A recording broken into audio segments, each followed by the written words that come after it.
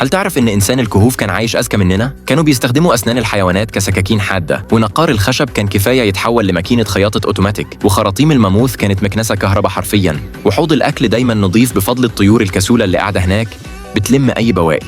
الهدوم المتسخة حلها بسيط، كل اللي محتاجينه يهزوا راس البجعة يمين وشمال والبقعة تختفي في ثانية، والضيوف جايين اللحمة بتتشوي في الجنينة، وديناصور صغير بيلف الأسياخ على طول عشان كله يستوي مظبوط. الأب لسه بيحاول يولع النار بالطريقة التقليدية، والأطفال لما شافوه بيفشل طلعوا له ولاعة من جيبه وولعوها بدل ما يفضل يحرق نفسه. حتى قص العشب كان ممتع، بيربطوا ديناصور في حبل ويتحكموا فيه وهو بياكل العشب في الاتجاه اللي هم عايزينه.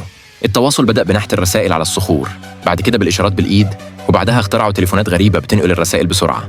البناء كله كان بالديناصورات، الطويلة كانت أوناش، ظهرها منشار، وتريسيراتوبس خبير حفر، وراس السلحفات مثال في الرص. المشرف يدي إشارة والعمال يفكوا الحبال بدقة، غلطة واحدة بس وممكن تلاقي نفسك مدفون تحت الصخور. وفي الآخر بعد يوم طويل مش محتاجين سلالم، حبل واحد يرفعهم للبيت، والأحلى بقى حمامات سخنة طويلة، والمية أحسن من أي دش حديث.